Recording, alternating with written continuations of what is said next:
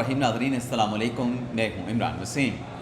ناظرین، آج کے پروگرام میں میرے ساتھ سینئر صحافی جانزیب عباسی موجود ہیں، اور خبر یہ ہے کہ عمران خان کے فیصلوں کو لے کے جہاں پاکستان تحریک انصاف میں لڑائی بڑھ گئی ہے، اختلافات شدت اختیار کر گئے ہیں، وہیں عمران خان کے اکاؤنٹ سے رات گئے جو ایک ٹویٹ جاری کیا گیا، جو عمران خان کا بیان، عمران خان کا پیغام جاری کیا گیا، اس پیغام میں بانی تحریک انصاف عمران خان نے ایک بڑا اعتراف کر لیا ہے۔ وہ اعتراف جس سے متعلق بانی تحریک انصاف عمران خان ماضی میں کچھ اور کہتے رہے، اب خان صاحب کی رات کی سوشل میڈیا کی پوسٹ میں کیا بڑا اعتراف کیا گیا ہے، اس پر بھی ہم بات کریں گے۔ اور اس پروگرام کی ریکارڈنگ سے پہلے سپریم کورٹ کے پریس روم میں میری اور جانزیب عباسی کی بحث کیا ہوئی ہے، کس پہ ڈسکشن ہوئی ہے خان صاحب کی اس پوسٹ کو لے کے، اس سوشل میڈیا کے بیان کو لے کے، وہ ساری چیزیں اس پروگرام میں آپ کے سامنے ہم رکھنے جا رہے ہیں۔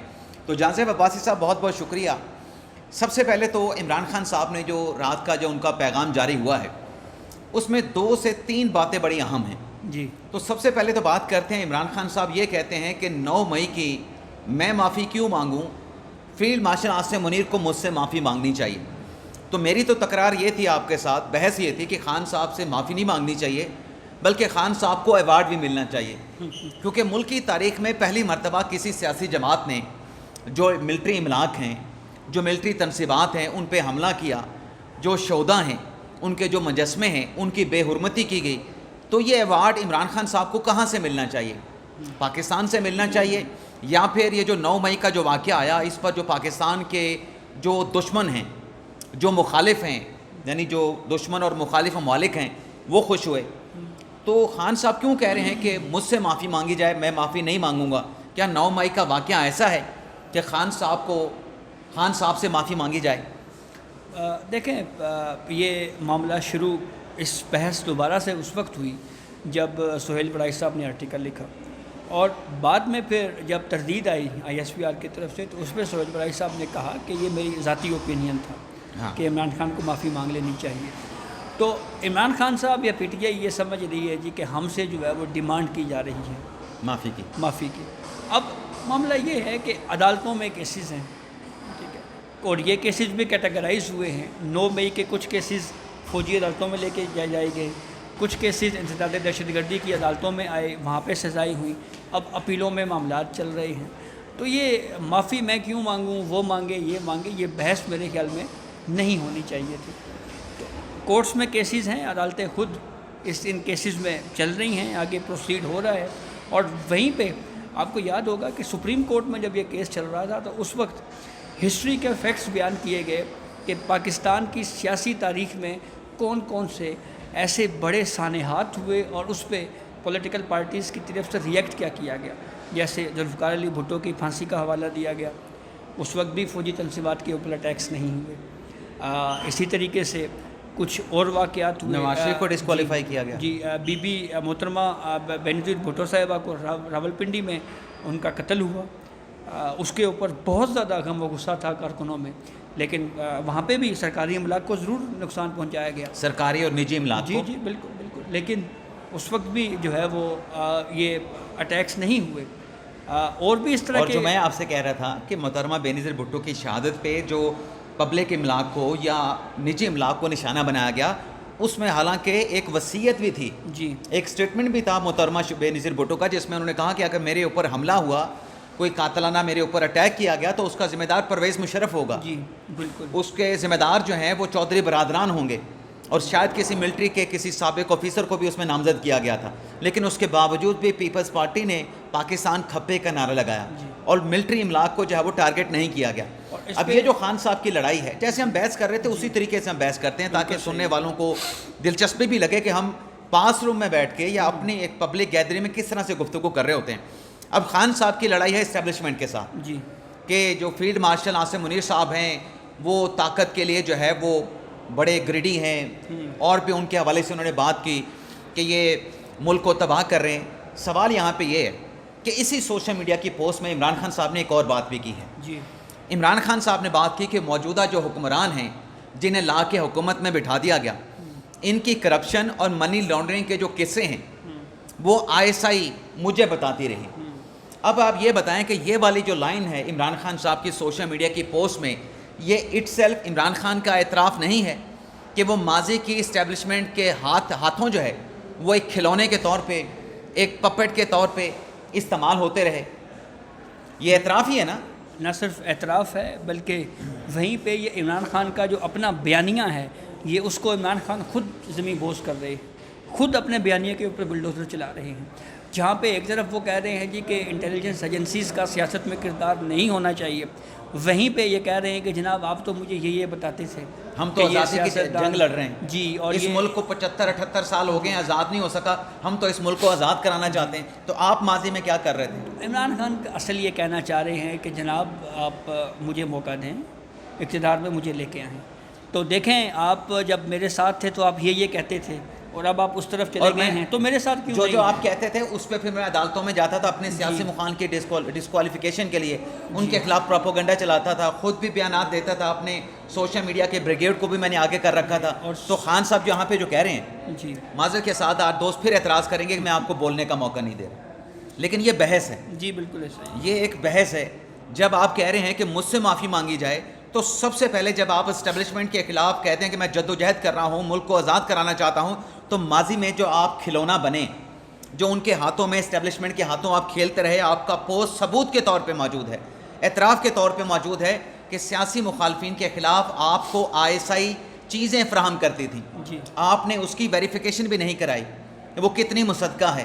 تو سب سے پہلے تو اس جرم پہ آپ کو معافی مانگنی چاہیے, اس جرم پہ. اور جہاں پہ یہ ثبوت ISI نے دیے, وہاں پہ ISI نے ایک ثبوت اور بھی دیا تھا ان کو. کریں کیا, کنٹینیو کریں, اور میں بات آپ کی سمجھ گیا. اور وہ ثبوت DG ISI اس وقت کے عاصم منیر صاحب نے ان کو دیا تھا کہ جناب یہ پنجاب میں آپ یہ کر رہے ہیں, تو یہ لوٹ مار چل رہی ہے. تو اس ثبوت کو, کیونکہ وہ عمران خان صاحب کی اپنی حکومت کے خلاف تھا, تو اس کو عمران خان صاحب نے ذرا پہ لفٹ نہیں کروائی, کیونکہ وہ اپنے خلاف جاتی ہے نا. لیکن وہ ثبوت جو سیاسی مخالفین کے ISI دیتی تھی, اس کو وہ ویلکم کرتے رہے. تو یہ آپ دیکھیں نا کتنا بڑی ایک کنٹراڈکشن ہے. تو وہ جو ثبوت دیے تھے پھر بتائیں نا مزید اپنا جانب واسی صاحب. مجھے پھر بات بیچ میں جو ہے مداخلت کرنی پڑتی ہے. جب ISI نے, عمران خان صاحب وزیر اعظم تھے, ثبوت رکھے پنجاب گورنمنٹ کی کرپشن کے, جس کا کھرا بنی گالا تک جاتا تھا, خان صاحب نے اس وقت کیا کیا, یہ سارا بتائیں نا. جی وہی وہ جو کہا جی کہ پھر کہ جی مجھ سے سفارشیں کروائی جاتی رہیں, اور پھر میں نے ان کو تبدیل کر دیا, اور یہ ہوا اور وہ ہوا. تو کہنے کا مطلب یہ ہے کہ عمران خان صاحب کی جو اپنی گفتگو ہے وہ بذات خود تضادات کا شکار ہے. ان کی ایک بات دوسری بات سے خوفناک انداز میں ٹکرا رہی ہے.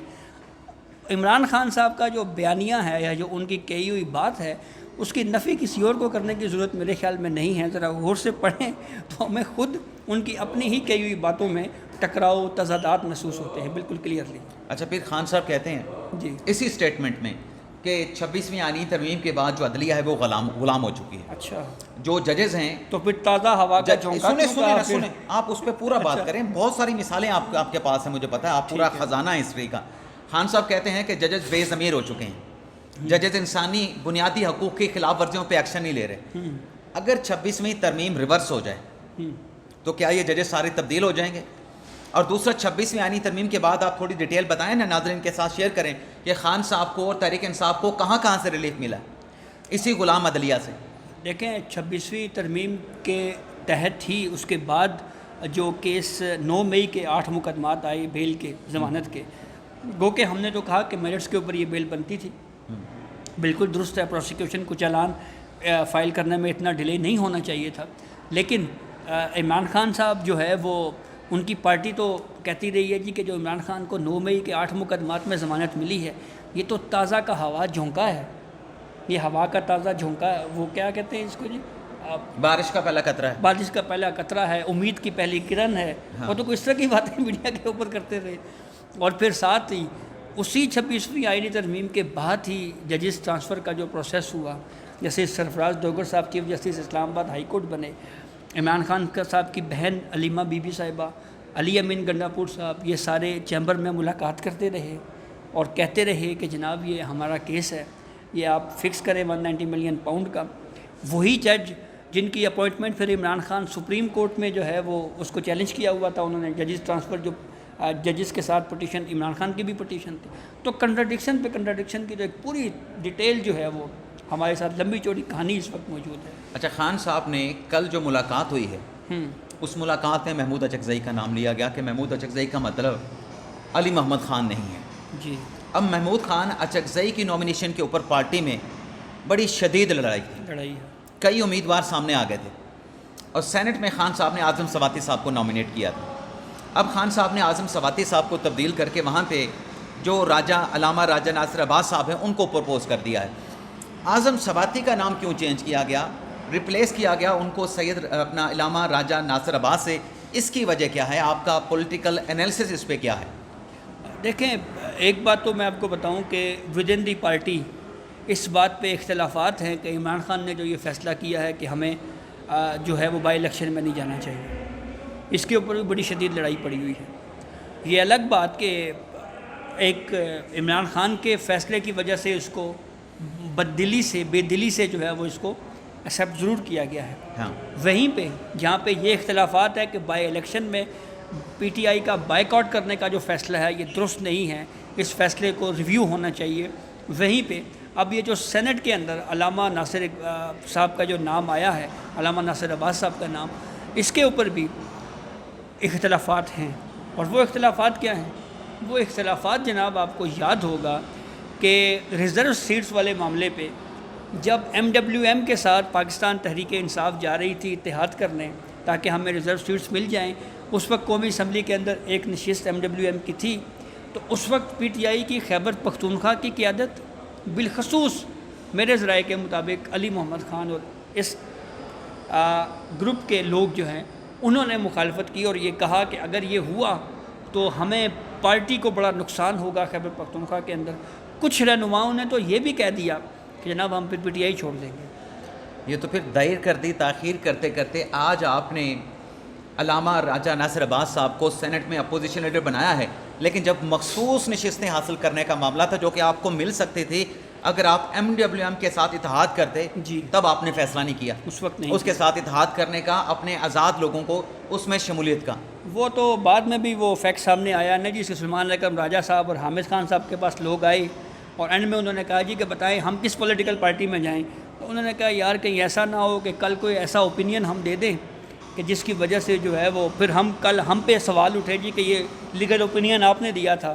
تو سلمان اکرم راجہ صاحب نے اور حامد خان صاحب نے کہا کہ جس کا جو دل کرتا ہے وہ کاغذات نامزدگی میں لکھتا رہے کہ اس کی پارٹی وابستگی کیا ہے. کسی نے PTI لکھا، کسی نے PTI نظریاتی لکھا، کسی نے آزاد لکھا، کسی نے بلے باز لکھا، کسی نے گڈے باز لکھا. وہ اس طرح سے ہوا پھر. تو لیکن یہ میرے خیال سے یہ جو بنایا گیا ہے راجہ ناصر عباس صاحب کو، ایک تو بیلنس کیا گیا ہے کہ ایک طرف ہم نے اپوزیشن لیڈر کا عہدہ قومی اسمبلی میں اچکزئی صاحب کو دے دیا ہے، تو ہمارے دوسرے اتحادی جو ہیں وہ علامہ ناصر عباس صاحب ہیں، ان کا اعتراض بھی ہو سکتا ہے اعتراض ہو بھی صحیح. تو بیلنس کرنے کے لیے سینٹ میں ان کو دے دیا. لیکن بیچ میں جو بات ہے نا، اندر کی بات، جو ایک اختلاف ہے جو خان صاحب نے دراصل یہ راجہ ناصر عباس صاحب کو بنا کے اپنے پارٹی کی اہم شخصیت کو ہٹ کیا ہے، اور وہ شخصیت وہی ہے جس کا خیبر پختونخوا سے تعلق ہے، جس نے اعتراض کیا تھا کہ اگر آپ نے اس کو بنایا تو ہماری پارٹی کو نقصان پہنچے گا، آپ MWM کے ساتھ مخصوص رشتوں کے لیے اتحاد نہ کریں. تو اب یہ جو عمران خان صاحب کہہ رہے ہیں کہ اچکزئی صاحب کا نام کا مطلب یہ ہے کہ محمود خان اچکزئی، علی محمد خان نہیں، تو مجھے ایسا لگتا ہے کہ یہ راجہ ناصر عباس کو بنا کے عمران خان صاحب نے علی محمد خان کو ہٹ کیا اور ان کو جواب دیا، ان کو پیغام بھی دیا ہے، اس کو پیغام دیا کہ آپ کی باری نہیں آئی ابھی، تو ابھی امیدوار کوئی اور ہے، ابھی امیدوار اور ہے کوئی اور ویسے PTI کے اندر کیا خبریں چل رہی ہیں؟ یہ دونوں عہدے جو اچکزئی ہے، راجہ ناصر عباس ہیں، اسے ڈائجسٹ کر لے گی پاکستان تحریک انصاف، اور اس کی جو قیادت باہر بیٹھی ہے جو پارٹی کے فیصلے کر رہی ہے، یا کور کمیٹی سیاسی کمیٹی میں بیٹھی ہے؟ دیکھیں یہ تو مجھے لگتا ہے کہ جوتیوں میں دال بٹنے والی ہے. عمران وسیم صاحب جب اچکزئی صاحب کا نام نہیں آیا تھا اور عمر ایوب صاحب کو ڈسکوالیفائی کیا گیا، تو میری اطلاع کے مطابق PTI کے کچھ رہنما جو ہیں وہ اپنے دوستوں یاروں کو حلقہ احباب میں دعوتیں بھی کھلا چکے تھے، روٹی شوٹی. اور کس بات کی کہ جی مبارک ہو جی آپ کا بھائی لیڈر آف دی اپوزیشن آ رہا ہے. اس کی وجہ یہ تھی کہ سلمان اکرم راجہ نے اس کو یقین دہانی بھی کرا دی تھی کہ میں تجھے ہی بنواؤں گا. بس ہاں جی، وہ ہماری साड़ी गल होगी है उधर। हाँ तो उस पर भी नाउमीदी हुई और लड़ाई हुई, और कुछ मेंबरान तो ये भी कहते हुए दिखाई दिए कि जी अब देखें ना जी, हम इतने पुराने हैं तो अब हमारा नंबर नहीं आया, अब हक तो हमारा भी था, तो हम भी तो पार्टी में हैं, हमें हमारा नाम दे और देना जब उनका चाहिए नाम था। नहीं आया था उन्होंने कहा यहीं सुप्रीम कोर्ट में कि हम तो मंजूर नज़र नहीं हैं, इसलिए हमारा नाम नहीं आया। जी बिल्कुल ऐसा ही है। और बाकायदा तौर के ऊपर सुप्रीम कोर्ट की प्रोसीडिंग में बहुत सारे ऐसे लोग, जब उनको ये लगा कि यार हम उस फहरिस्त से निकल गए हैं, तो फिर वो यहाँ पे आई भी नहीं। उन्होंने कहा कि मीडिया के आगे आगे आवाज़ियाँ लगाने की ज़रूरत क्या है, जब हमें रेस से ही आउट कर दिया गया है तो सानू की लोड़ है उन जाके हाजिरियाँ लगवाएं और हमें बताएं जी कि देख लें जी, जब वो केस था तो हम भी मौजूद थे, बड़े आगे आगे चल के प्रेस कॉन्फ्रेंसें भी करते थे, आपके लिए नारे भी हम लगाते रहे हैं, जेलों में भी गए। जेलों में भी। तो जब वहाँ से नाम कटा तो फिर यहाँ भी आना छोड़ दिया उन्होंने। चलें, ये नाज़रीन बहस हम पास रूम में कर रहे थे। और ये सर अच्छा एक आखिरी गुफ्तगू, मुझे एक उड़ती इतला मिली कि जी मेंबर जुडिशल कमीशन से भी जो है, जुडिशल कमीशन के 2 मेंबरान हैं पीटीआई के, अली जफ़र साहब हैं, बैरिस्टर गौर साहब हैं, कि वो जी रिज़ाइन कर रहे हैं। कोई इस तरह की इन्फॉर्मेशन जुडिशल कमीशन के रुकन के तौर पे उड़ रही थी, तो वो मैंने अपने तौर के ऊपर चेक करवाया तो वो इन्फॉर्मेशन दुरुस्त नहीं है। और मेरी इतला के मुताबिक वो दोनों मेंबरान जो है ना उन्होंने कोई रिज़ाइन देने का फ़ैसला किया है और ना वो रिज़ाइन कर रहे हैं, ना ही कोई इस तरह की इंस्ट्रक्शन है, वो इंटैक्ट हैं अपने होटों। अच्छा, यहीं पे फिर एक और सवाल भी छोटा सा, जी ये बताएं कि अगर कायमा कमेटियों से कह दिया हम रिज़ाइन करेंगे, ज़िमनी इलेक्शन का भी बाइकआउट करेंगे, अगर ये असम्बलियों से रिज़ाइन कर जाते हैं पीटीआई वाले, कौमी असम्बली से, पंजाब असम्बली से, मुझे नहीं लगता कि केपी असम्बली से रिज़ाइन करेंगे, इसका पीटीआई को फ़ायदा होगा नुकसान होगा तारीख देखते हुए? कल आपने ख्वाजा आसिफ साहब का लगता है ट्वीट नहीं पढ़ा। पढ़ा है मैंने, बताएं। उस ट्वीट में ख्वाजा आसिफ साहब ये कह रहे हैं कि जनाब खैबर पख्तूनख्वा में जहाँ आपकी अपनी हुकूमत है वहाँ पे तो आप बाई इलेक्शन का बाइकआउट नहीं कर रहे और इधर उधर बाइकआउट किए जा रहे हैं, तो वहाँ पे आपकी अपनी मशीनरी है और आपको पता है जी कि आप मैनेज कर लेंगे, तो इसलिए आप वहाँ पे बाइकआउट नहीं कर रहे, और यहाँ पे आपको पता है जी कि आप हार जाएंगे। अब मुझे नहीं पता हारेंगे या जीतेंगे, लेकिन बहरहाल उन्होंने तो ये ट्वीट में ये कहा है कि भाई अगर बाइकआउट करना है तो फिर उतू ही बाइकआउट करो ना। फिर बाइकआउट का नुकसान होगा पीटीआई को अगर एट द लॉन्ग रन हम इसको देखें? देखें, बाइकआउट की सियासत का तो हमेशा सियासी जमातों को नुकसान होता है। मैं आपको एक छोटा सा वाक़या सुनाता हूँ। जब PDM 1 बनी थी और जब इमरान खान के ख़िलाफ़ एक पॉलिटिकल स्ट्रगल की जा रही थी, उस वक्त मेरी इतला के मुताबिक नवाज शरीफ साहब का ये या नून लीग का ये ओपिनियन था कि हमें असम्बलियों से निकल जाना चाहिए, और एक तजवीज़ ये भी आई कि पीपल्स पार्टी को सिंध हुकूमत छोड़ देनी चाहिए। नाराज़ हो गई थी नून लीग और पीपल्स पार्टी इस्तीफे ना देने पे। तो इस पे आसिफ अली जरदारी साहब का ये व्यू था कि हमें पार्लियामेंट से या असम्बलियों से बाहर नहीं आना चाहिए, और फिर वो उनका ओपिनियन बाद में हिस्टोरिकली दुरुस्त साबित हुआ। जब केपी और पंजाब की पीटीआई ने अपनी कबल उस वक्त असम्बलियाँ तहलील की तो उस वक्त भी ये तनकीद हुई कि ये गलत फ़ैसला किया जा रहा है। बाद में इमरान खान ख़ुद ये कहते हुए दिखाई दिए कि हमारा वो फ़ैसला गलत था। तो मतलब तारीख़ ने, हालिया तारीख़ ने, कुछ ज़्यादा लंबी नहीं जी, चंद सालों की तारीख़ है, 2 सालों की है। अगर PDM में नून लीग ने फ़ैसला किया था, उनका वो फ़ैसला बाद अज़ां जब पीपल्स पार्टी ने कहा कि नहीं रिज़ाइन करना चाहिए, तो नून लीग का फ़ैसला गलत साबित हुआ, पीपल्स पार्टी का फ़ैसला दुरुस्त साबित हुआ कि मैदान में रह के, असम्बलियों में रह के आप जो है मुकाबला करें। जी, उनका फ़ैसला दुरुस्त साबित हुआ। और जब PTI ने फ़ैसला किया पंजाब और KP असम्बली से बाहर निकलने का, उनका नुकसान और कौमी असम्बली से रिज़ाइन करने का, तारीख़ ने साबित किया कि वो फ़ैसला पाकिस्तान तहरीक इंसाफ के आगे चल के गले पड़ गया। बिल्कुल दुरुस्त, बिल्कुल सही। और ये फिर साबित हुआ, और इमरान खान ने खुद कुछ जगहों पे कहा है कि हमारी गलती थी, वो हमें ये कबल इस वक्त असम्बलियों से बाहर नहीं निकलना चाहिए था। तो नाज़रीन, ये था हमारा वीडियो लॉग आज का। तो उम्मीद करते हैं कि हमारी जो आपस में डिस्कशन हुई थी, जो हम एक दूसरे के साथ तारीख़ी हवाले भी बता रहे थे, तो आपको हमारा आज का प्रोग्राम जो है वो पसंद आया होगा। बाकी आपसे इजाज़त चाहते हैं। अल्लाह ताला हम सब का हमें नासर हो। अपनी ढेर सारी दुआओं में याद रखिएगा। अल्लाह हाफ़िज़।